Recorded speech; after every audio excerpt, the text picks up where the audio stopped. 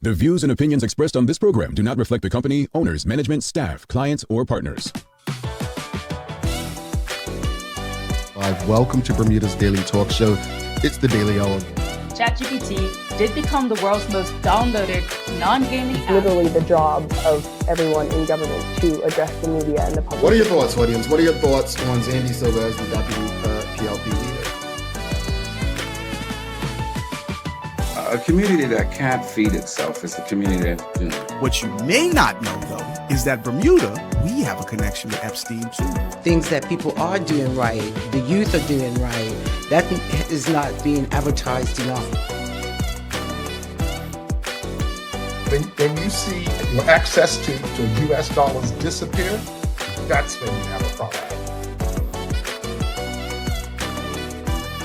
You've got a town in the UK with a similar sized population. This place absolutely outshines it.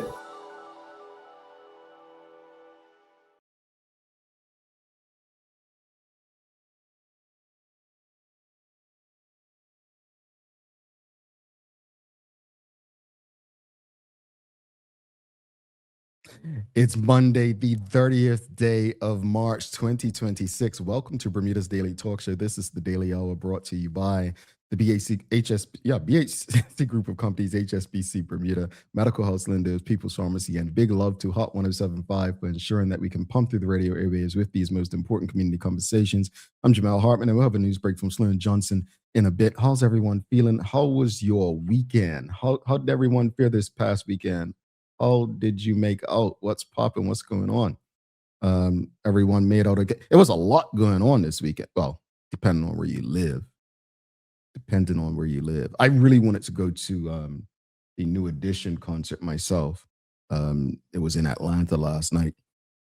But then a lot of people from Atlanta actually went to different places, like drove up to North Carolina or Alabama to go see them because tickets were actually less expensive there. But how's everyone feeling today? What'd you get into this weekend? I had a full weekend.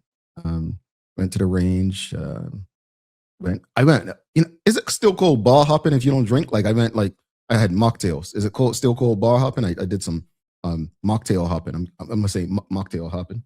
I had my godparents, they had 45th anniversary last night. So we went to dinner, celebrate 45 years of marriage. My word. Yeah. Props to them. Props to them. 45 years of marriage. Yeah. We've got Mark Arthur says, good morning, fam. Greetings to you, cousin Mark. How was your weekend? He says, I'm a little chilly today. Okay. Bermuda's got a little wind on there, little chills. I'm sure Sloan will let us know a bit more in a bit. Well, folks, I'm excited about today. Greetings, everyone, and thanks for making us part of your daily routine. A good one today as we welcome award-winning barber and popular DJ from Bermuda's very own Playboy, the Outlaw Movement, Kurvin Spence. Really looking forward to this conversation. We're going to be discussing his journey beyond Bermuda and the song culture that was. So looking forward to it, honestly, really, really looking forward to it. The daily play is Bermuda trivia today. So I think all of us, every last Bermudian, should know this answer. It's a no-brainer. So I hope you hang on to the end of the show and get this question right. Audience, don't forget to subscribe on our website and follow us on all of our social media channels to stay up to date with all that we have going on. Help us grow beyond the mic as we do our part to continue to improve our community. Claire Warner says, good morning, Jamal. Good morning, Bermuda. Had a good weekend. Love to hear it. And a happy Monday to you, Claire Warner. We've got Suzanne Ingham says, good morning, Jamal. It's a super awesome Monday. TDH is in the house and we are part of this awesome show. Yes, you are. Thank you, she says, Jamal, but thank you, Suzanne. Thank to all of you for rocking with us on a regular basis. Folks, we've got to have a discussion this morning. We've got to have a discussion. And the discussion is very simple. We must ask ourselves, who is really benefiting? February into March, I spent some time in Bermuda.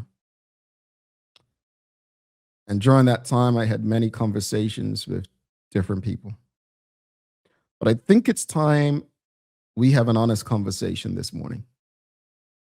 one that might make people uncomfortable, but one that needs to be had. Since the Progressive Labour Party returned to power in 2017, they've made it clear that their focus has been on protecting and uplifting Bermuda's most vulnerable. We've seen policies aimed at healthcare reform, education transformation, cost of living relief, and more recently, efforts around housing and tax fairness. But today we're asking a simple question.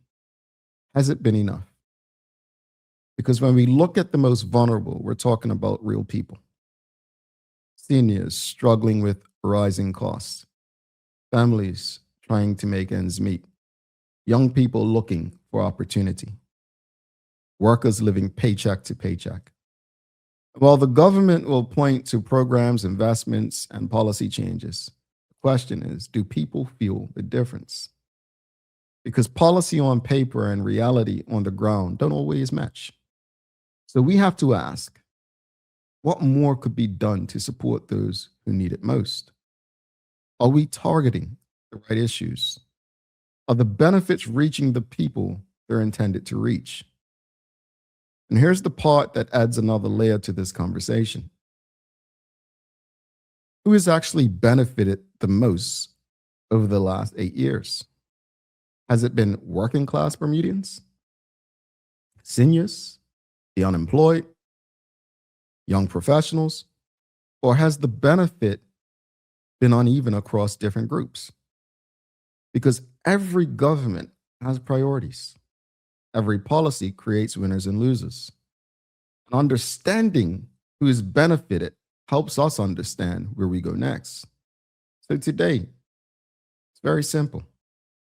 Has the PLP government done enough for Bermudians, especially Bermuda's most vulnerable?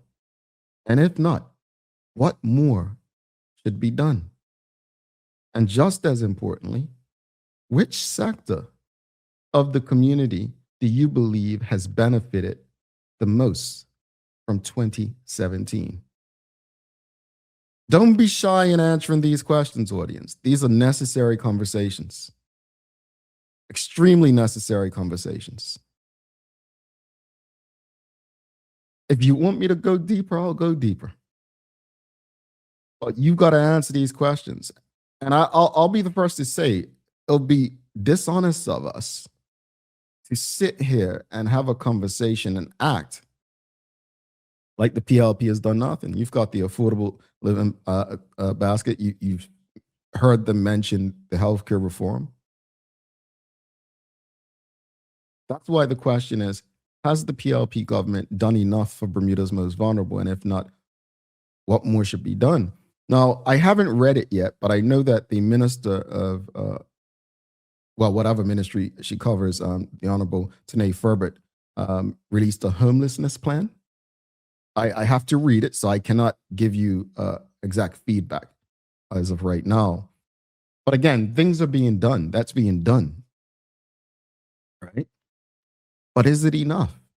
Because, you know, as far as the numbers, homelessness continues to rise, even after the numbers last year,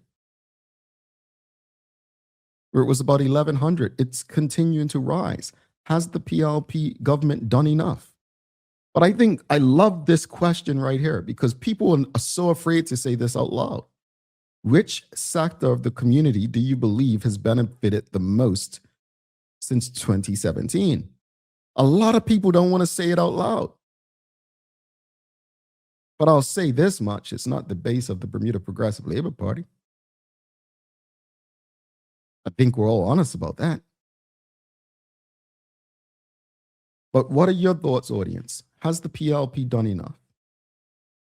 Has the Bermuda Progressive Labour Party done enough for Bermuda's most vulnerable?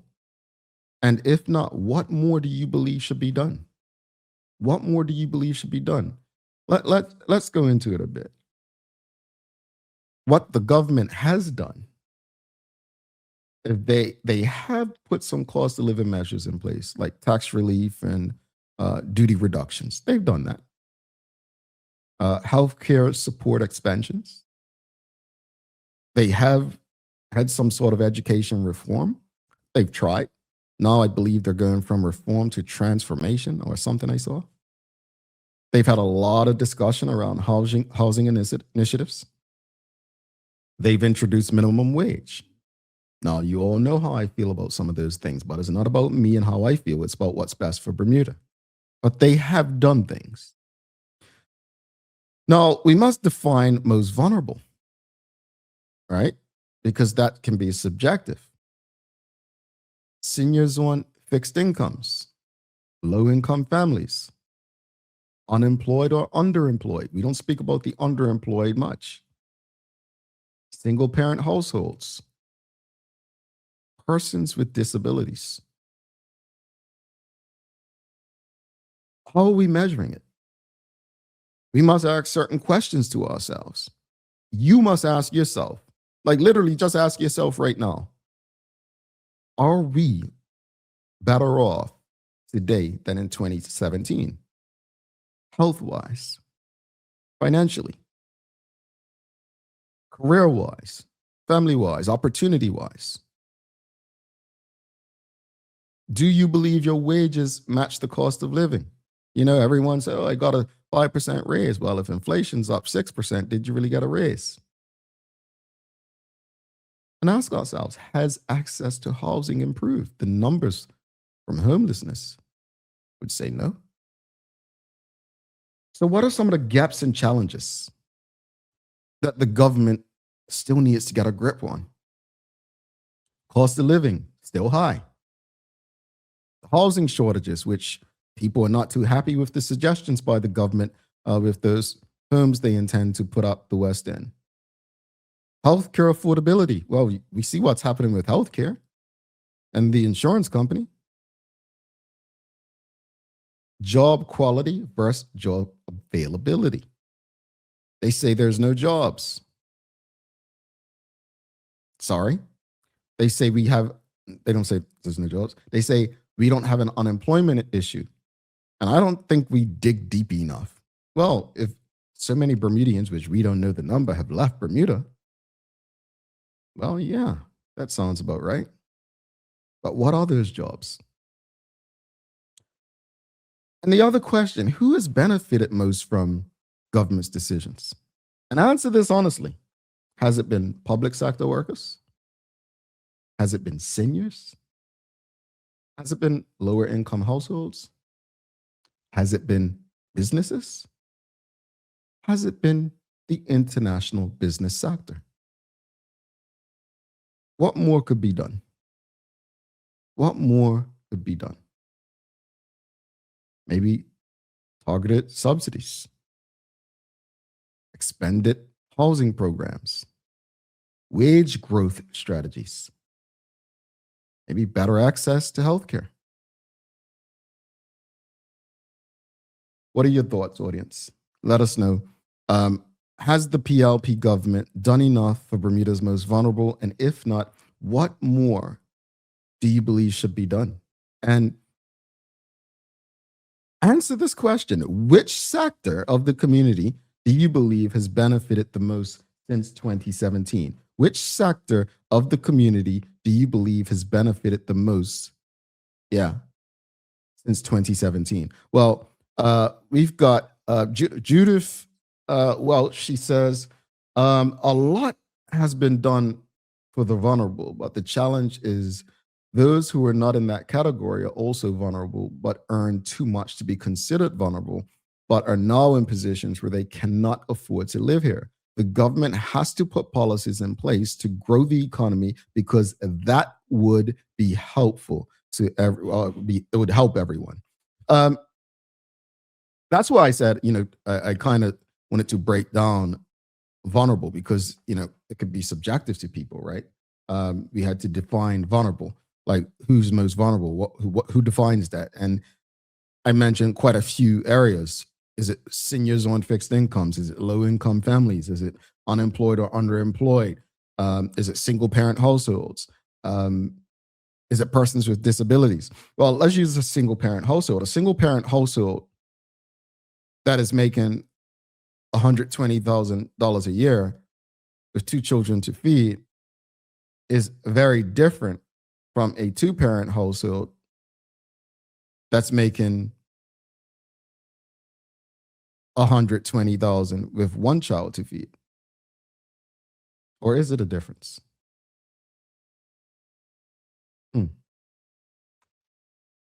I think we need to ask some serious questions. Charles H. Jeffs II, he says, honestly, it might be too early to measure if the average worker benefits from the tax breaks given to foreign investors. We have yet to see what things like FSP, that's Fairmont Southampton, brings to the community. Well, I think you're right in that in terms of timing. You know, I say it all the time, and I know I sound like a broken record saying this, but you know, if you were to ask me today, I would say David Burt was probably the worst leader in our history in my lifetime. But that could change. It likely may change as years go on, because you really don't know the impact of political leaders until, you know, years down the road a lot of times, right? But that said, Charles, from 2017 to 2026, where we are today, we can still measure whether or not our lives are better today than they were then, right? We can still ask questions of whether or not we believe that the direction of the country in that time has made our lives easier, has made our lives more complete, comfortable, have the policies and legislation, whether short or long term, made sense for us. So, yeah. We've got Suzanne Ingham says, most vulnerable school kids, substitute teachers are not teaching the kids. My grandson had a teacher out for 6 months. The sub teacher did not teach them anything. Students were babysat, no teaching. Our children need an education. Vulnerable. You know, I always say the most vulnerable citizens, you know, elderly and children, along with that, people with disabilities. But that's sad, and I hope that's not the norm. I really do. We've got James Burgess says they should put those apartments back on the road to Dockyard, those green apartments. I'm not familiar with which ones you're talking about, James. And Suzanne Ingham says, don't get me started on disabled. My son has disabilities and they hassled him. Well, that's not right. We've got Ellen Kate Horton. Ms. Horton says, precisely, Charles, giving billionaires huge tax breaks doesn't help the average man. So that's why I want you all to be honest today. Be honest. The question's right there. Which sector of the community do you believe has benefited the most since 2017? I mean, let's have an honest conversation. And I think this is a conversation that needs to be had. This is your daily discussion brought to you by Titan Express and Secure, folks. But it's a conversation that needs to be had. And I'll tell you why we need to have it, because the Bermuda Progressive Labor Party was created. The name says it all, right? It's about the people. It was the People's Party. It's the labor movement, right? So why does it seem like, in private at least, because you're not saying it this one audience, people continue to say things like the only people benefiting from the PLP is the IB sector? Why do people keep saying billionaires and millionaires are the ones getting the big tax breaks, helping them? That shouldn't be the case under a Labor Party that's governing, right? But what do I know? What do I know? All right, folks. What else? What else you got? This is your daily discussion brought to you by Titan Express and Secure. Has the PLP government done enough for Bermuda's most vulnerable? And if not, what more do you believe should be done? Also, which sector of the community do you believe has benefited the most since 2017? Which sector of the community do you believe has benefited the most since 2017? Let us know. Which sector of the community do you believe has benefited most since 2017? You're not going to offend me by saying anything, folks, but let's go. I'll go through one more comment the audience, and because we've got a really exciting conversation coming up with Kurvin Spence. Hopefully you all share this link with your friends, family, your colleagues. This conversation this morning is one I'm really looking forward to. Just a regular brother who's done some great things beyond Bermuda. And I love conversations like what we're about to have, because I tell people all the time,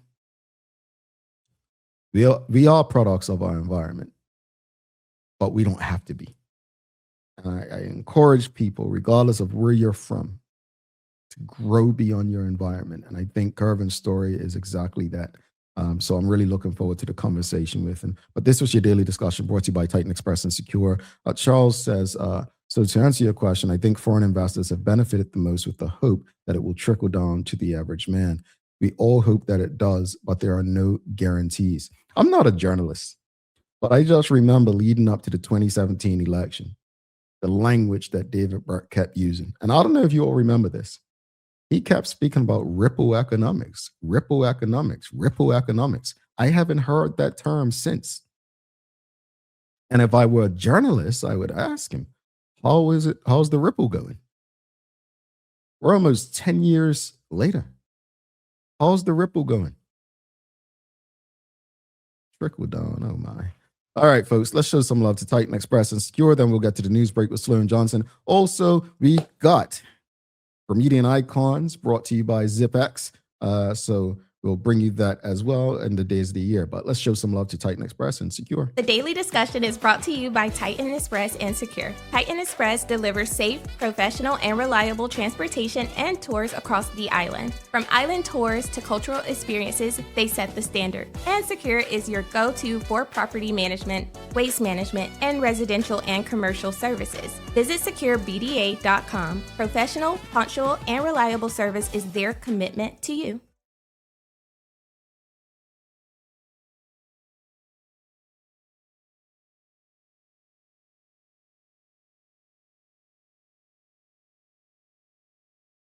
When it comes to public intellectuals in Bermuda, Craig Simmons sits in a very specific lane.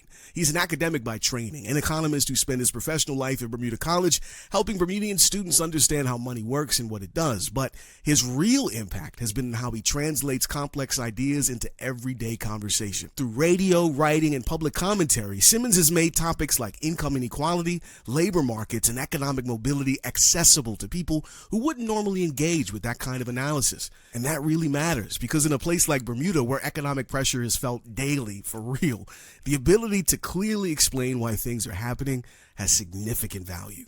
He's also challenged national policy and community conclusions, often pushing conversations into uncomfortable territory around race, class, and opportunity.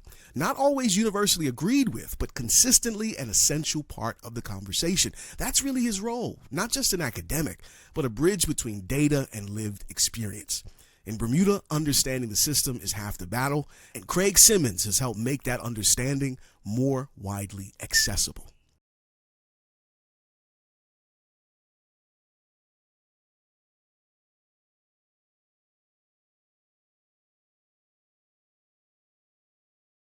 Craig Simmons is a Bermudian icon. Love Mr. Simmons. Mr. Simmons, it reminds me of Larry Birchall and Sir John when they used to tell us things what we didn't know that we needed to know. Craig Simmons is a national treasure, and I am grateful that he continues to make time for this audience and the greater Bermuda public throughout the mediums in Bermuda to make sure that we are in tune, or at least have access to information to help us understand the economic state of Bermuda. Folks, we're going to take a quick break. We have very special guests coming up. Kurvin Spence. This is a true Thriving Beyond Bermuda story. You do not want to miss this. In the meantime, while we're taking this break, please give us a thumbs up, a love, a like. Make sure you share the conversation with your friends, your family, your colleagues, and get your questions ready. Get your comments ready. And show your congratulations to this brother who is thriving beyond Bermuda. Stick with us.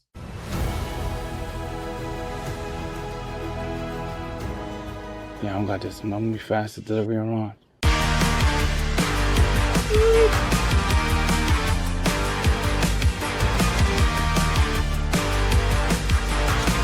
Oh, really? Don't pay me enough for that, Oh, no sugar! Okay, who's the faster? Who's the fastest? Me. Talk to me. No more stress. Just sit back. Life moves fast, and so can the unexpected. When you insure your home, you need to know that your insurance company has your back. At Friesenbrook, let one of our friendly and professional agents give you that peace of mind. Because when you are covered, you are confident. Call us at 296-3600 or visit friesenbrook.bm to learn more. Bermuda, there's nothing like a home-cooked meal, especially when you can feed the whole family without stretching your wallet. With the affordable Bermuda basket, you'll find savings on everyday staples like rice, chicken, corn, and more. Everything you need to make a good meal for less. Shop the Bermuda basket at Lindo's, Marketplace, the Garden Market, and the English Market. Visit costofliving.gov.bm to see the full list of goods and start planning your meals. This is a message from the Ministry of Home Affairs.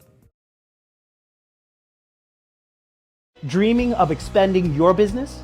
With BDC's loan guarantee program, we support your ambitions. Get up to 75% guarantee on bank or credit union loans up to $300,000. Just your vision and our support.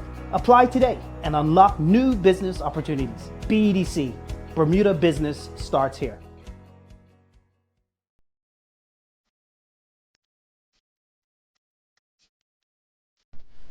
For over 70 years, Bermuda Pest Control has been protecting homes and businesses island-wide. We offer a full suite of services, including rodent control, termite fumigation, and general insect control and maintenance. Our team of experts will quickly and efficiently eliminate any pest problem you may have. With Bermuda Pest Control, you can enjoy a pest-free home in no time. We're committed to providing fast, reliable, and solution-driven services for our customers. It's what we've been doing since 1952. Call Bermuda Pest Control today and say goodbye to pests for good.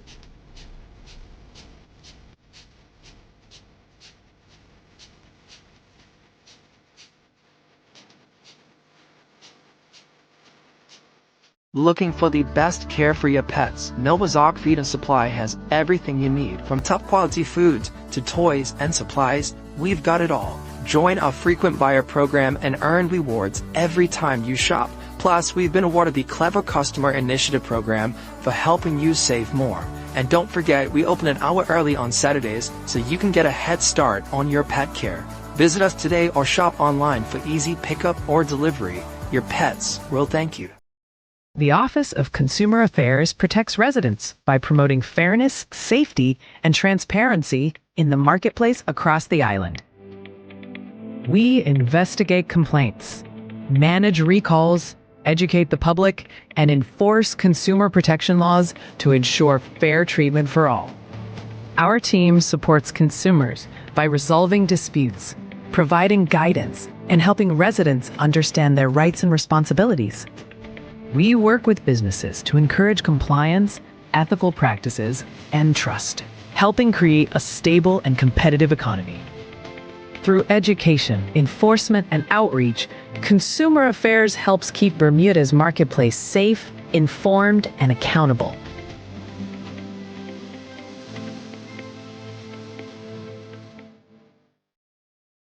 Alrighty, welcome back to the big show, folks. This is the Daily Hour brought to you by the BAC Group of Companies, HSBC Bermuda, Medical House, Lindo's, People's Pharmacy, and big love to Hot 107.5 for ensuring that we can pump through the radio areas with these most important community conversations. Folks, do not forget to subscribe on our website. Follow us on all of our social media channels to stay up to date with all that we have going on. Help us grow beyond the mic as we do our part to continue to improve our community. All right, folks, without further ado, let's welcome our very special guest for the day. You probably know his name, and if you don't, you're about to find out his name and his story. Let's give a warm TDH welcome to Kurvin Spence. Greetings, good sir. Good morning. Good morning, or could be good afternoon, everyone. Depends on where you are. You know what's crazy? It's interesting you say that, because people always ask, why do I always start an email, or when I greet people, I say greetings rather than good morning or good afternoon? And I said, because I know where people are. right? So if it might be morning where I am, it may be afternoon where they are. So that's why I always say greetings. So that's a good pickup. Or we're aligned already. But greetings then. Saying that you are somewhere, you are in the UK where it's close to I'm in afternoon. the UK and it's 12:37 here in the afternoon. Here you go. Well, before we jump into anything, although you're based in the UK, I was asking the audience, it's National Take a Walk in the Park Day. Is there a park in Bermuda that you used to like taking a walk in? I liked Astor Park. It's small, but I lived in the work area for some time, and I was listening, and that's the first park that came to my mind when you said that question, was Astor Park. Yeah, that's the park that came to my mind. Yeah, and that's a park I used to attend. Like, hurricane was coming, I go up there and look at the waves crashing. So very familiar with Astor Park. Before we jump into the entire conversation, just give people, for those who may not know who Kurvin Spence is, just give them a bit about your background and who you are, what it is that you've done. Okay, first of all, I want to thank you for letting me be on this show. It's an honor to be here, and it's good to be talking to Bermudians and others around the world. I sent the link out to some poor I have in the UK, but it's good to be talking to my fellow Bermudians. My background, of course, is barbering. I've been a barber since I was 10 years old. Very young, my dad, Gene Spence, taught me. Of course, you got my Uncle Ricky Spence, and that was just my life, barbering. And then, of course, I got into DJing. I was a dancer at some time too, and got into DJing. Of course, you know about Playboy Outlaw Movement. Then from there, moved to the utility sector at Belco, doing smart meters. Then, of course, I moved to the UK. I started off doing the smart meters and working for utility. And then, not by purpose, but I ended up getting back into barbering and been thriving ever since. Thriving, won many awards and so on and so on. Yeah.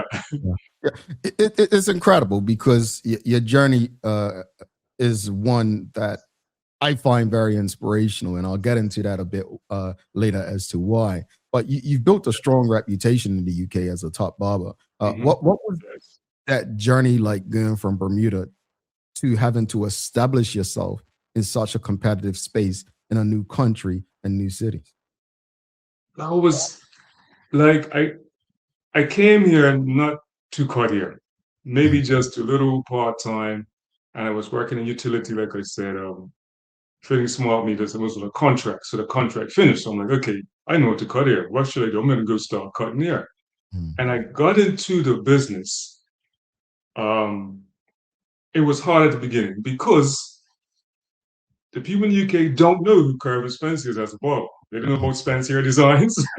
They don't know these things. But I have Bermudians that knew. Bermudians will come from Leicester. They'll come from different parts of the country to come get the haircut. And then other, people stay for the other barber. They'll watch you be cut and say, hey, this guy can cut. I want to try you one day. So it grew from there. But at the beginning, it was hard. It was very hard. And I knew it was going to be because no one's not really familiar with me here. But once that happened, I grew and grew and grew. I came in 2016. By 2017, I was called to do a barber competition in London. I won trophies there. They called me back in 2019. I won more trophies there. So they started to grow and grow and grow.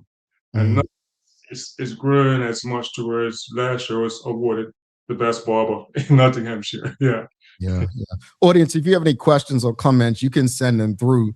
Let's speak about this part. What are some of the most challenging things you faced in setting up and growing a barbershop in a new country, and how did you overcome them?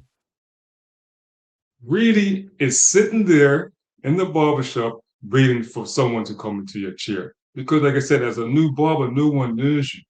The only people that knew me was from Bermuda. So I sat there many days not cutting hair. But I knew that from when I was young, from when I was 10 years old cutting. People, they don't know you or they don't trust you. That's the thing, you get with a barber, you trust him. Sometimes people stay with barbers forever. So it's that trust factor. So no one really knew me. But I sat there, I may get one customer, they may get two customers. I may sit there a full day sometimes and get one customer. He'll come back. You treat him really well. you give them a good haircut, and just our personality, our character, it brings people in too. So all that part, you sit there and you just wait and you build and you build and you build. It's a lot of patience involved. Um, it's a lot, but it can be done. It's not something, it's not a microwavable situation. It takes time and patience and perseverance and just being professional. Being there when you say you're gonna be there, you say you're making 10 o'clock, you be there at 10, even if there's no one there, but you're there. Just in case that person shows up, you're there for them. So at the beginning, it is hard, but you just gotta stick to it. Because I sat there many days watching the bus go by, watching cars go by, until eventually it built up and built up and built up. That's the line, yeah. I want to go back to the awards because I don't think people should take it lightly. You've won numerous awards for your work. Describe how it makes you feel to be recognized by the public for what you do for a living. It's like, it's sort of unbelievable because UK is a huge place and you get recognized for what you do. Like I feel like a speck here, like a little speck is millions and millions of people in the UK. But I was chosen, like I said, in 2017, it's called the Battle of the Barbers. I was in here, I came 2016, but 2017 to see me, my social media had just started my Instagram. They had seen me. And I'm like me? And when I got to the event, it's a few thousand people there, you're on the stage, and it's 800 people watching you on a time limit, and you got a cut here, and at the end of they're calling me saying, Top Cuts, you've won an award for this night, a trophy, if you can see him back there. And then 2 years later, they call you back again, but it's just next level. And then, but to top it off was last year, first of all, when I was nominated, someone nominated me to be the best barber in Nottinghamshire. And just in Nottinghamshire, it's millions of people. It's not like a few thousand, it's millions of people. Like Bermuda will fit in Nottingham maybe twice. They thought Nottinghamshire spreads out farther than just Nottingham. It's a region, it's an area. And then to be there that night for the awards, and they called my name. I mean, the lady said, and the winner is Top Cuts. Unbelievable. It's sort of overwhelming because, hard to say this, but us as Bermudians, like worldwide, we don't hardly win anything. We make it to places, we get there, we might get a bronze, or we might get a silver, we come second, third, or we place well, but to win something is next level. To actually win it, that's why it still blows my mind today to be in the UK and for that night, for them to say, the winner is Top Cuts. Unbelievable. It still blows my mind that actually happened.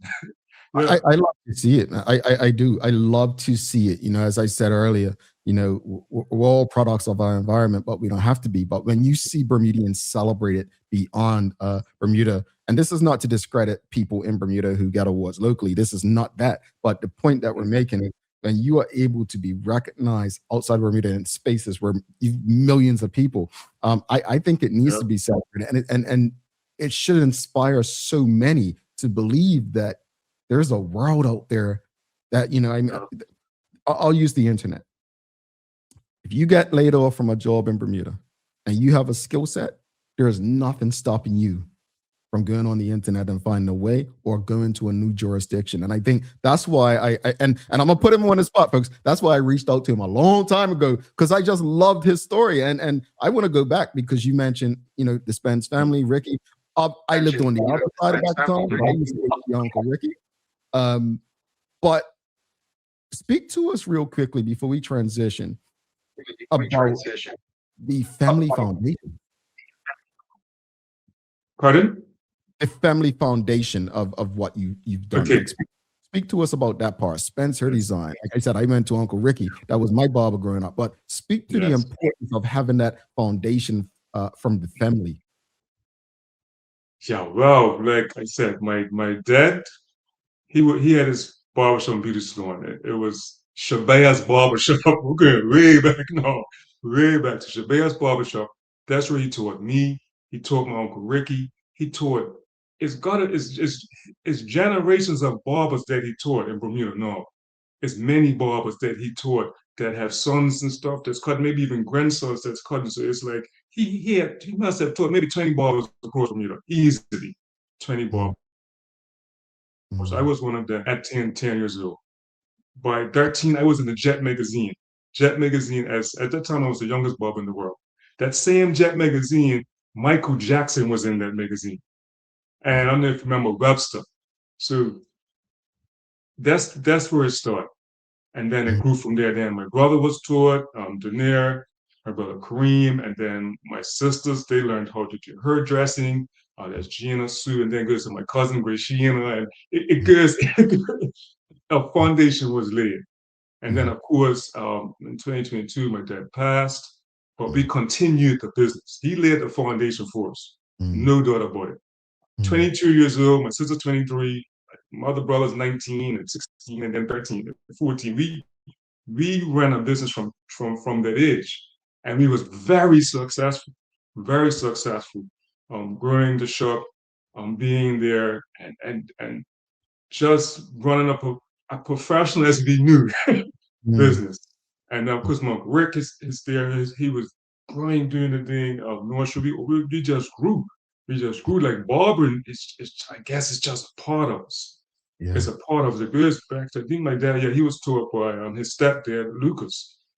Yeah, and that came right through to generations and generations. Now I've taught both of my sons. Yeah, from my son Najee, he knows how to cut it. My son CK is in Bermuda now, or Skrilla cuts. His cutting here now, but just trying to just keep it good. And yeah, it's not easy, but it's not hard. You just have to stay focused. That's the thing there. Yeah. Before we transition, just going to share a few comments from the audience. I think this may be your son, Skrilla TV 61. Yes. Big up yourself. Skrilla cuts. Kate Thompson says, "Hey, so proud of you, big bro." We've got my sis, congratulations, Kurvin, Spence. Really? James Burgess says his family cut my hair in the 80s when you were on Engle Street. I'm trying to think of this. What's up, James? We've got well done and congratulations, Kurvin. WI87 as Captain Rogers. Gina Spence Virgil, which I believe your aunt says. That's my auntie. Gina. Legacy, your father will be so very proud of you. And there's so many more. I mean, we've got Marlon Will says, so proud of you guys, my boy. And let's transition on that note because you were a part of Playboy, the outlaw movement during your DJing days. And I told him before I came on, I'll be honest, my mama didn't let me go out too much, but on the odd occasion she did. And it was two big memories I have of Playboy. And audience, if you don't understand song culture, you will after this conversation. Playboy, two things. It was one, my first memory of Playboy was Clay House. You guys had been in Jamaica Christmas and you had just returned and had been at Clay House. And I never understood it. And then this hyper guy on the mic, Kachi, right? He was, did you have a high top? Did you have? That's where I got my name from. I was high top and Kachi. See, I'm remembering now, right? And this was not my first time in Clay House, but I just remember the hyperness and just the vibes and the bones. And you guys brought all this new music back from Jamaica with you. And I was like, I think I heard this for the first time, if I'm not mistaken. Man like high top, man type like Bob Marlin, and it was just this thing. And I said, yeah, that's the Bounty Killer probably. And I said, these guys are not just DJs. This is like it was entertainment. It was something different, and it was memorable, right? Because in class when people would talk about it, I just didn't understand it. But speak to us about that time. What do you remember most about that era and the energy of the scene back in those days? It's so much. I don't really know where to start. But I'll just relate to what you spoke about.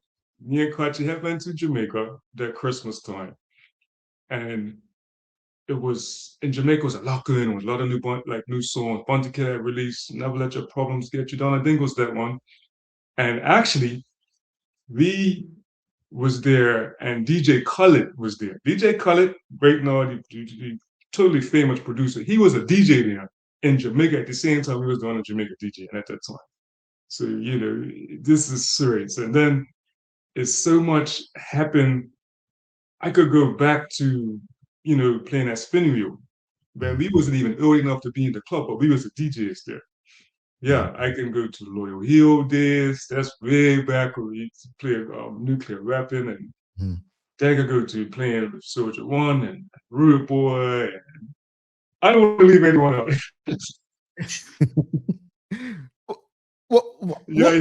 It's so many stars of it. When I mean, again, it was the song. I mean, back then I remember you still have Soldier One with Magic, and then today you have Genesis as well. Sound system and club culture have evolved, right? They've changed over time. How do you see the differences between the past and today's scene, both in Bermuda and outside of Bermuda? Okay, I know a bit about now, because I'm not out there like that, So I don't really know per se. I sort of keep up because you have social media that you could sort of keep up. But back then, I could definitely speak to what I could recall. It was more fun in a dance hall. It was fun. That was the main thing we came there to, go dance with each other, male and female dancing, check girls, find girls, and have fun. And and just go there for a good time, to make you feel good. You had a hard week working, or I don't know, you could have just had a hard week.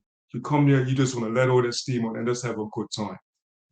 Of course, then it transferred into something different. Like, and it wouldn't say not just for theater, but it's worldwide. The dance hall became like a fighting ground, a war ground, and that's what changed it. And that part I don't like at all. I don't like it at all. It's a part of the reason why I end up leaving the business, because, not even in a financial standpoint, because at some point Playboy had like 3,000 people to one party. Could be on St. David's after cup match. You have something at St. David's or Snooker Park, 4,000 people. That's when all of Bermuda could come together with no fuss. We might have a little fight here and there. DJ turns off the music, says, "Hey, you need to stop fighting." Fight break down. That's it. But then it got to a point where it was just fight all night, disrespect and DJ disrespect anyone. So that's like one of the changes that rings in my mind. And then on a music standpoint, of course, then it was vinyl. It was vinyl. It was different types of equipment. You had turntables, and now it's digital. You just bring your laptop. You went through the phase of CDs, and then it comes to digital, and you just play on digital platforms and social media. And back then, there was no social media. We didn't have Instagrams and YouTubes and TikToks and all that. We didn't have all of that, so everything was done manual. We couldn't promote ourselves online, so we had to go hand out flyers and get flyers out to people. And it's just all those differences. That's the different things that how it is now. You get out to mass, it's easier now, but of course, there's more competition out there. Well, it was a lot of competition then, but it wasn't seen. So in a way, the social media thing helps you, but then you're battling against more people worldwide. Yeah. But would you say, because again, for those who young people wouldn't understand, like Playboy were like local celebrities, and that's just how it felt at that time. Like, people felt, like you said, 3,000 people at a party. It was like a concert, like an artist performing. That's how you guys attract people. But I think what the difference is, and I don't know, I notice a difference now, is you guys never acted like you were celebrities. You stayed ingrained in the community. I remember times, after school, certain people go Dub City. Oh, I'm getting this new Playboy play it. This I'm gonna see if Dub City's got this. And some of the members of Playboy be outside talking to different young people outside school. That seems to have changed. Like, it's the only time you would see certain people is if they're playing at a party. Speak about how important it is to remain engaged with the culture and the people beyond just performing for them. Yeah, it's good to stay with the people. So it's like we're all a part of each other. Because like I could go and say I go to Bermuda tomorrow. I come there, I walk in the city. I have people hear me, hey, Kurvin, hi, talk, same thing, Playboy, come and have a conversation with me. And I don't know this person personally. I didn't grow up with them in the same neighborhoods. They're not my blood family, but we can have a conversation about Playboy and different things. And like it's like we're knowing each other all our life. Yeah, and that amazes me. That I don't, like I said, I don't really know everyone like personally, but we could have a conversation about so many times that, you know, there was at this party, there's at that party, or they done this. They could even tell you, you said this at this time, and how much I've influenced their lives in going into DJing or going into business. So that part there is just being with the people. So you're not separate. Yeah, you're not like an island. No, you're part of a group. We're in this together. Because at the end of the day, if you're in any type of business, you need the people. That's your clientele, that's your customers, that's your audience. We're working together. If you don't have them, it's nothing. So it's very good to stay in contact with people, you know, keep a good character, you know, your integrity is good, and you treat people decent. I mean, not every celebrity or some people feel that way. They feel that they are an island, they're untouchable. You don't need to talk to anyone. But for me, it's different. Even here in the UK, it's like that. I've built so much relationships with people in the UK that I've never known. And we sit and have conversations, we talk about so much things. You know, they talk about their personal life, I talk about mine. And yeah, it's really good that you just keep that communication and keep yourself in the community. It helps you thrive and it even helps other people at the same time. It really does. Indeed. Let's go to the audience. Audience, I'll get through as many questions and comments as possible. Shawnette Sumner is asking, she says, congratulations on your award. You said you didn't go there for barbering. What did you go for, and would you return to Bermuda? I said I didn't, it wasn't a plan to be a barber in the UK. My son here is playing ball. We said we could give him opportunity to play, and of course, that, you know, we're UK British citizens, so it's easy to come here and work. I always wanted to move away and work abroad and live in a bigger country. I've been like that since I was young, as a teenager. Once I started traveling, I'm like, you know what? I love Bermuda, but it's like I always felt I wanted to be in a bigger place. Like that's like I just always felt that, with more opportunities and more things to do. Like I don't know why, that I just felt that way. And it happened. It happened. I even my sister Gina, she has House of Isis. She moved to the UK and sorry, to the USA, and she struggled. And that helped me to say, you know what, I need to do this too. So I came to the UK, and like I said, I got into barbering because I came here doing fitting smart meters. That, you know, I worked at Boco doing that, fitting smart meters. I had taken a break from cutting hair because I sort of lost the passion for it. Yeah, I did, and then I came here, fitting smart meters, and I was at this one company. The contract finished, I started cutting hair, and then it just grew and grew and grew. I got back into the utility for about 5 years, and I was cutting hair part time. And then once I saw that I was booked 3 weeks in advance part time, I'm like, you know what? I can go full time barber. So that's when I went full time about 4 years ago. And it's nothing like it. I love it. It's like a hobby. It's not like I'm working. Some people say, what you like to do in your spare time? I'm like, I'm not even sure. It's like I just want to cut her. Yeah, I just want to cut her. And of course, coming back to Bermuda, I will visit, but I'm not sure I could say I would really come back, move there permanently, because I'm exposed to this huge world. Yeah, I'm exposed to so much here that is, yeah, I I love it here. Yeah. Some people come, they go back to Bermuda. It's because everything's not for everyone. Yeah. That's what I noticed. It's not for everyone. Some people come back to Bermuda, they say, look, I can't wait to come back here. But for me, I'm settled here. It's like my home now. It's my home now. Yeah. My second home. Of course, Bermuda always been my first home. Always. But it's like my second home. Yeah. Indeed. It's interesting you mentioned your sister Gina, who House of Isis. We've had her and her daughter on, and Aunt Gina actually come in. And like I said, Uncle Ricky was my father.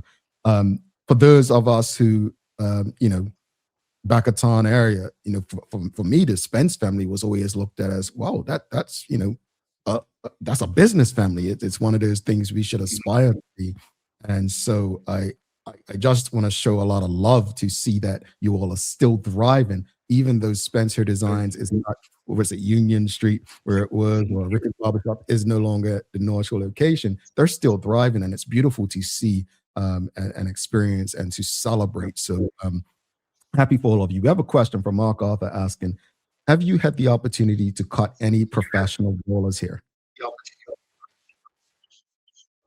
Okay, I've cut, why his name's good on my mind. He played for Nottingham Forest, then he went to Tottenham, now he's at Crystal Palace. Oh, his name is Brennan Johnson. Brennan Johnson. Brennan Johnson. Yes. Yes, I caught Brennan Johnson some time ago. Some time ago, I caught Brennan Johnson. Yeah, that's probably the I don't know, the biggest footballer I've caught was Brennan Johnson. When he was younger too. To put in context who Brennan Johnson is, folks, Brennan Johnson is the player who scored the winning goal against Manchester United in the Europa final last May. So this is not no small time person. This is a player who scored one of the most important goals in the history of football. So Brennan Johnson is, his really good footballer.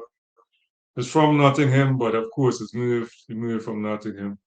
But 2 seasons ago, I think, 2 or 3 seasons ago. Yeah. To Tottenham and then to Crystal Palace. Alan Young says, congratulations to you, man. Music and entertainment was A1, Youngles for life.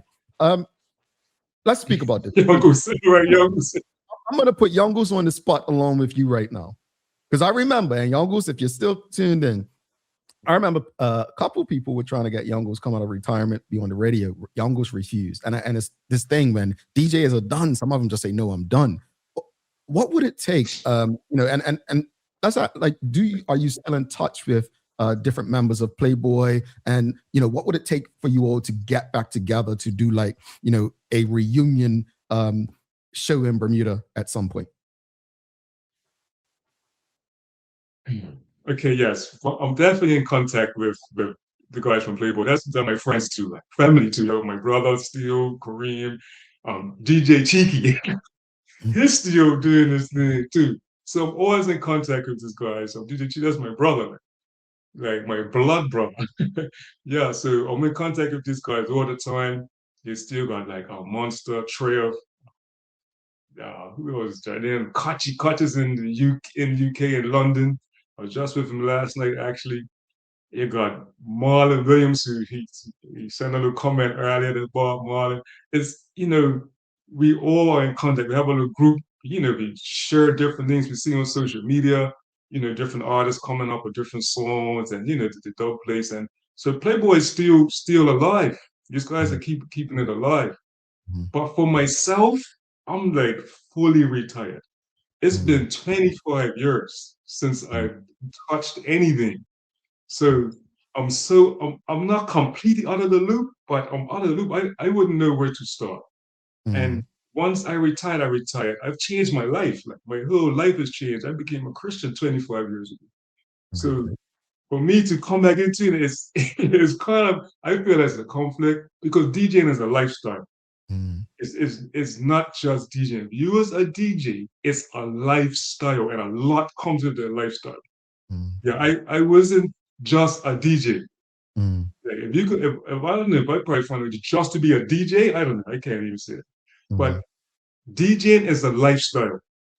It's all these other parts and components, other than you see that person on the stage DJing or on the radio show DJing. It's all this other stuff happening in the background and around it. So I could not see myself doing it again.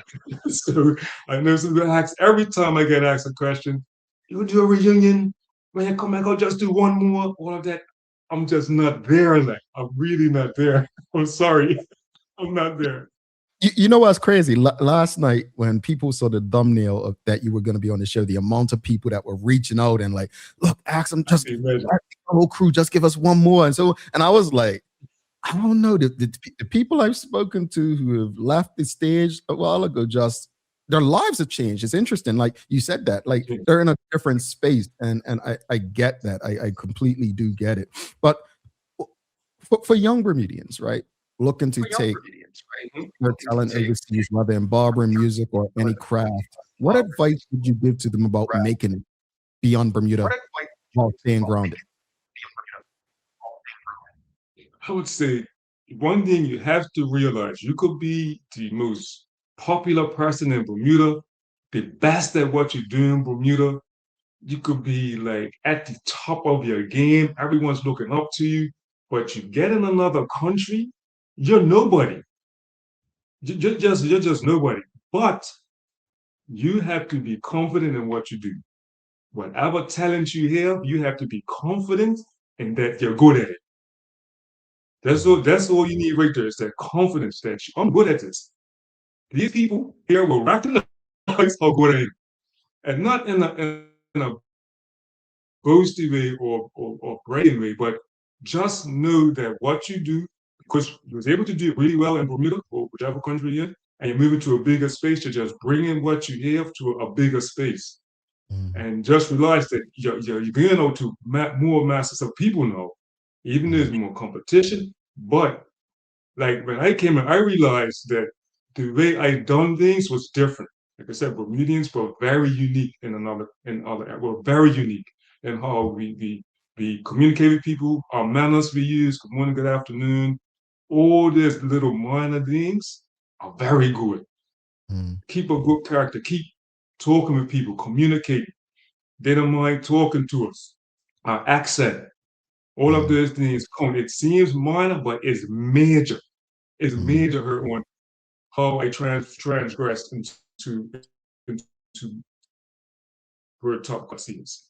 It starts off small, but then it grows. Yeah, people gravitate towards you, and it just takes time. You just gotta be patient and believe in yourself. Just really believe in yourself, and you will see it's just a small dot, but it grows. It grows. Because like say now in my barbershop, when someone comes, they greet. Hey, how you doing? Good morning, good afternoon. Before the comedy shop, sit down and say nothing. But people appreciate that they're being greeted when they come in, because it's something different. So just when you get in a bigger country, just be who you are, and you're just gonna observe. Observe what's going on and how things are done. I had to learn some different ways of cutting hair, certain terms, terminologies. You need to learn all those things, but you don't change yourself completely to the new culture yet. You just blend the cultures together. Bring your culture and what you do, and add the things that's needed to thrive. And that's how it works. That's how I see it. And it can be done. Don't feel that you're in a bigger country and it cannot be done. It can be done, but you just gotta stick there and just stay focused and wait for the time. And just wait. Like I said, grows and grows and grows and grows. Yeah. One last question for the audience. Mark Arthur says, how hard was it to establish your barbershop in the UK? It's hard. I can't say no other way. Like I said, because no one knows you in a bigger country. They just don't know you, but they're observing you because you'll be different. When I started at first, I didn't have my own business. I was working in a barbershop. And then eventually I started my own business. Even though I was working on a barbershop, I had my own business within another barbershop. So even though my shop is not the traditional barbershop where it's 6, 7 barbers in there and I'm one of the barbers cut. I have my own space here. My own, it's a suite basically. Upstairs of a salon. And I run my business from here. Salon downstairs and upstairs is me. And you have to learn how business operates, especially in the UK. You got taxes involved. All of these things you got to be aware of, and you got to know what you're doing because you don't know the taxman come after you. So you got to learn all these things.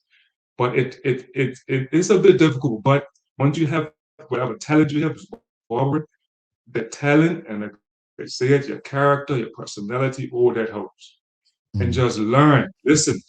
One thing you need to listen to people. When you start cutting, you're talking to your customers become your network. They tell you what you need to know. You have a question, you ask them, and they let you know these things. And then you could build and build and build. But of course, you gotta be patient. Times, like I said, I sat there for a whole day and get one customer just before I'm leaving. I could say I'm gonna leave early because no one's showing up. I said, no, my hours are from 10 to 7. We're gonna stay until 7. It could be 6:45. Someone comes in. I'm like, hey, let's go. And they get the customer a good haircut, and they go on. It was one guy cut Jordan Wilson, his YouTuber, famous YouTuber, Jordan Wilson, and it's got a sister Tiana Wilson. If you have a chance, look these guys, look them up. Jordan, I was here just about to go to lunch. He was getting his braids done downstairs in the hair salon. He came up to use the bathroom. I said, hey, anytime you want to get a haircut, take my card. I'll give you a haircut. I did not know who he was. He says, can you do it now? I'm on my lunch break. I'm like, jeez, okay, I done it. Didn't until he came back. He liked the haircut. He came back. I said, what do you do? He says, I'm on YouTube. I'm like, YouTube? Okay. When I looked him up, he's got like 1 million subscribers on YouTube. And it's got a sister channel, and she has 11 million. So things can be done, but they just got to stick it out. Stick it out and know your craft and really, really use your own level of doing things as your level. Don't drop your level. Keep trying to get better. Yeah, find out the new tools you need, the new everything. You just want to stay abreast of what's going on. Yeah, and it can be done. Can be done. I'm going to tell you what you've inspired me to do today. For years, people have, for some reason, looked down on people who've left Bermuda, particularly to move to the UK. And there have been people who said, oh, people move to develop the system and this and that. What you've done today, created a new segment on this show called Thriving Beyond Bermuda, because there are stories like yours that need to be shared. Okay. You have dropped some gems today from the importance of family and the role your father played, to the patience. You know, yes, I'm my own boss, but I'm not leaving because no one's here. If I close at 7, I'm closing at 7. These are some gems. This is why I ask people to share these conversations. You spoke about DJing, right? Yongu says it here, you know, knowing when to leave the stage, and no disrespect to the great Muhammad Ali. But if there's one thing that many people agree with is he didn't know when to get off the stage. And look what happened to him eventually. You have really, you know, again, Kurvin, put you on the spot. I remember reaching out a long time ago, get my team to have you on. And I'm grateful that you've made time to have this conversation. I really do hope that the audience appreciates what you've been able to share with us, how you've been transparent with us. But also, how can people get in touch with you, whether they are based in the UK or maybe people flying through or spending some time there and they want to support your barbershop? What's the best way for people to get in touch with you? I'm on all social medias. I have Instagram, Top Cuts, TikTok. I'm on Facebook. I have a YouTube channel. It's all this. You could follow me there. Follow me. I answer messages. So anytime you message me, I get back to you as soon as I can. It's a bit challenging because I'm very busy. I'm booked every day, 100% every day. I may sometimes get a 90% for a week, 80%, but majority of the time, I'm booked completely ahead of time. I mean, sometimes 2 weeks in advance, I'm booked in advance. So if you want to come get a haircut, you just want to stop by, say hello, message me, because I only take appointments, so I'm not here all the time. But you could get me on like all the social medias, Top Cuts, like I said, you could just reach out and I'll do my best to get back to you. And just remember that if, say most people come into London, Nottingham is 3 hours away drive. Okay. Just keep that in mind. So you could say, yeah, I want to come see you. Mm-hmm. You're coming to London, it's 3 hours away. So just keep that in mind. But I'm here. Yeah. Just read these few comments to you, and then I'll let you go. Limestone Living said, the honesty and rawness of that response has garnered much respect from me. Philip Trott says, it's good to see you, Kurvin. It's one of the most pure-hearted people I've ever met. Continued blessings and success over you, your business, and your family, bro. We've got Charmaine Rockwell says, congrats, Kurvin, and continued success. You shared history, gems, and give a mass amount of advice to future barbers and generations. It would have been nice for even more of the younger generation to have tuned in and listened to your story. All the best. Well, that's where you all come in throughout the social media platforms and those on Hot 1075. These conversations aren't going anywhere, so you can share them with your friends, family, colleagues. Kurvin, thank you so much.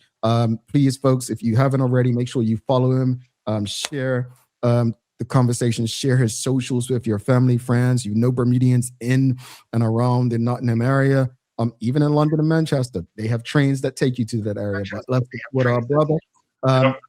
Have a wonderful day and all the best. Please keep in touch. Let us know if there's anything going on that we can do to share to help you. Yes, I want to just say thank you. Thank you for having me. Thank you for listening. Thank you to my Bermuda people, and I guess shout outs to my family and my wife. I know she's still in there, my children, and all my family, my mom and everyone. Love you guys, and thank you. This is very encouraging for me. Thank you very much. Thank you. Have a wonderful day. We'll be in touch. You too, man. Take care. All right. Kurvin Spence, folks. Again, if you appreciated that conversation, whether you're streaming with us on Facebook, LinkedIn, YouTube, Twitter X, or Instagram, and give us a like, love, follow, share the link with your friends, your family, your colleagues. For those of you who are rocking with us on Hot 1075, thank you for rocking with us. Again, make sure you let people know these conversations take place only on the daily hour. We're going to take a quick break, but I think I like this. Kurvin gave us an idea this morning. Thriving beyond Bermuda, speaking to Bermudians who are doing a thing beyond the island. What's your thoughts, audience? Should we do it? Let's take a final break. Don't forget, after this break, I have a daily play. It's Bermuda Trivia, straight from Bermuda Trivia, Volume 1. If you don't know this answer, be disappointed in yourself. We'll be right back. Give us about 3:57. People's ACW, located at King Edward VII Memorial Hospital, carries over-the-counter medicines, toys, cards, and even toiletries. Our knowledgeable staff are there whether you're at emergency, visiting family, or a member of BHB staff, to show you our best even when you're feeling your worst. People's ACW, we're here for you.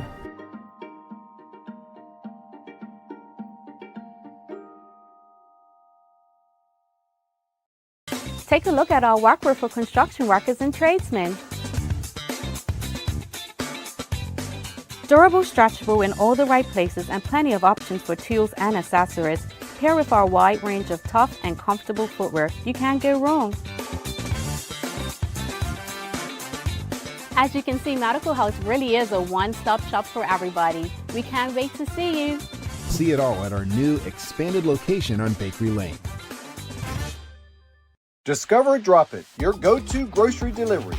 Browse and select from a wide range of groceries, from fresh produce to daily essentials. Our friendly drivers deliver fresh groceries to your door fast, saving you time and hassle. With Drop It, you get fresh groceries delivered fast, so you can focus on what really matters.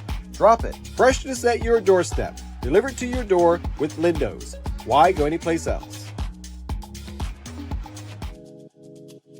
What lasts isn't what you buy, but what it becomes. With the HSBC MasterCard credit card, every spend quietly adds to a story shaped by intention and offers what matters most. Support that meets you where you are. Protection that preserves what you choose. Confidence for the unexpected. Peace of mind wherever your story leads. Start your next chapter. Use your card today. HSBC is licensed to conduct banking and investment business by the Bermuda Monetary Authority.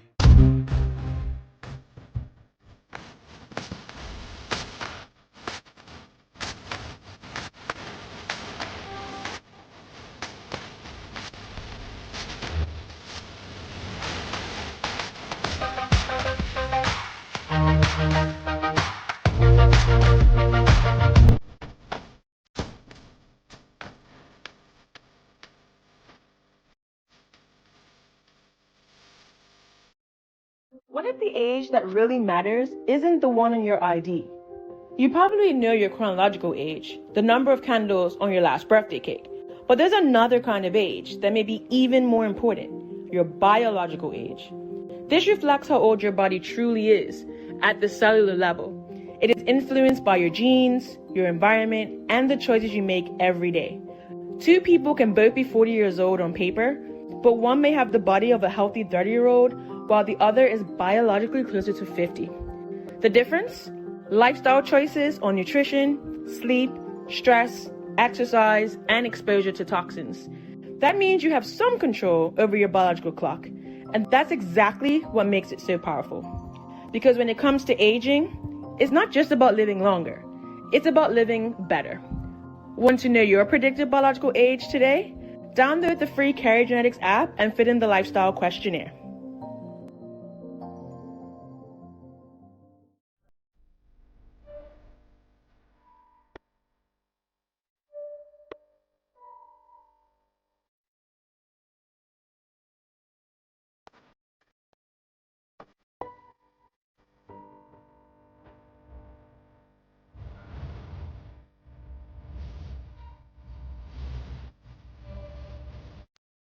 Alrighty. Thanks again to Kurvin Spence for rocking with us this morning. Again, audience, if you're streaming with us on Facebook, YouTube, LinkedIn, Twitter, X, or Instagram, make sure you give us a thumbs up, a love, a like, share the conversation with your friends, your family, your colleagues.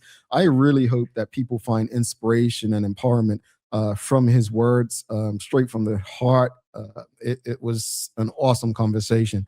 All right, folks, thanks again to the BAC group of companies, HSBC Bermuda, Medical House Lenders, People's Pharmacy, and big love to Hot 1075 for ensuring we can pump through the radio airwaves with these most important community conversations. It is time for the Daily Play, brought to you by Bermuda Trivia, now available at stores throughout Bermuda. Follow Bermuda Trivia on Facebook, Instagram, Twitter, X, and TikTok to find out why it's Bermuda's favorite trivia game. All right, audience, are you ready? It's a Bermuda Trivia question. This comes from Bermuda Trivia, the Volume 1 edition. And everyone knows the answer to this question. I promise you. Here we go. Who was the first woman physician to practice in Bermuda?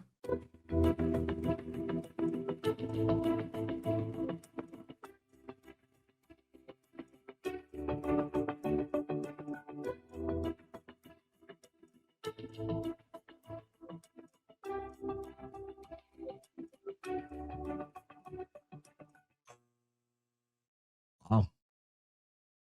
No one got it. But everyone knew the answer to this. No one knows who the first woman physician was to practice. Oh, there we go. Kathy Rogers. There you go. Kathy Rogers, Dr. Barber Ball. It was Dr. Barber Ball. I thought everyone knew that. Yeah, Suzanne, you got it. Yeah, Dr. Manuela, you got it. Yeah, it's Dr. Ball. Yeah. Bermuda Live, you got it. Nicole Walker, you got it. There we go. I knew you all knew what it was. I knew you knew what it was. Yeah, it's Dr. Barber Ball. All right, folks, let's wrap it up. Let's wrap today's conversation up. As far as the discussion, I think it's important to recognize that the government has had conversations. They have tried to move certain things forward, but there's still a lot of things to do. There's still a lot of work to do. And I think some of the things that haven't been done, that, it leaves us to question who has truly benefited since 2017. And also, are you and your family better off since July 2017?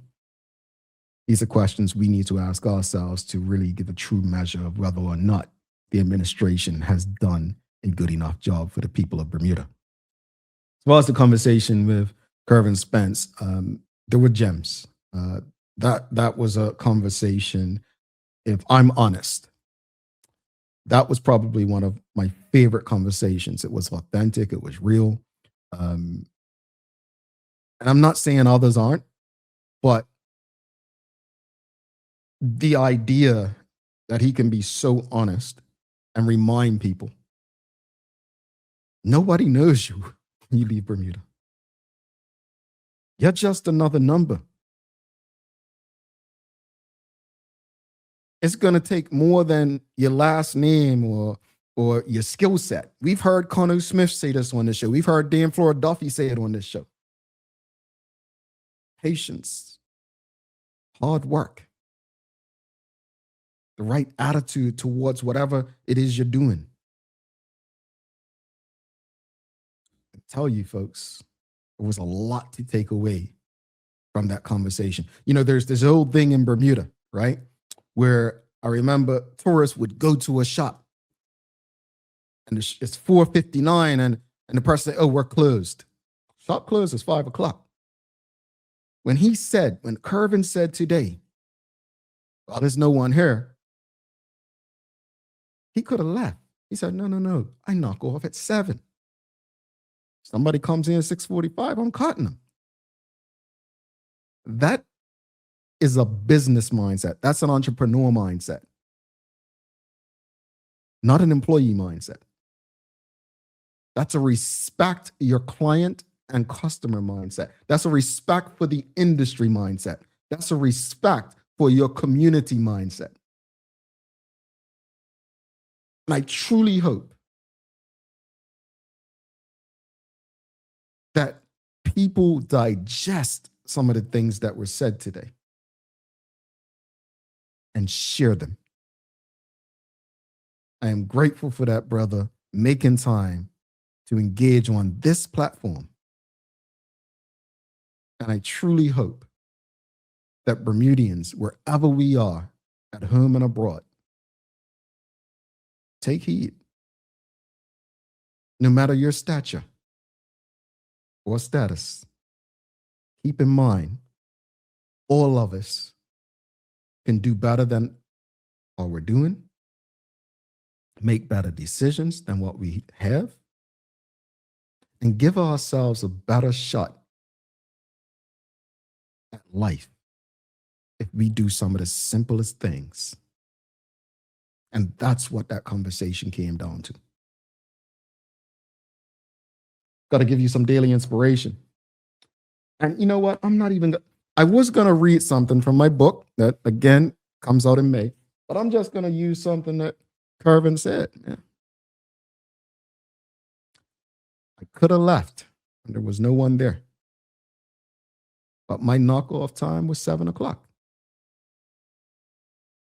Let that stay with all of you, whether you are going to work for an employer or trying to build your own. That is some critical advice. And he wasn't giving it as advice. He was telling you what he chose to do. Thank you to Kurvin. Again, audience, if you haven't already, give us a like, love, follow, share the link with your friends, family, and colleagues. Do not forget to subscribe on our website, thedailyhour.com. Follow us on all of our social media channels to stay up to date with all that we have going on. Help us grow beyond the mic as we do our part to continue to improve our community. Thanks again to our partners, the BAC Group of Companies, HSBC Bermuda, Medical House Lindos, People's Pharmacy, and big love to Hot 1075 for ensuring that we can pump through the radio airwaves with these most important community conversations. As always, we appreciate you, we love you, and we thank you for making us part of your daily routine. If all goes well, we'll be back to do this again with you tomorrow. I'm Jamal Hartman. Please do make it a safe and a great day. We are out. Peace.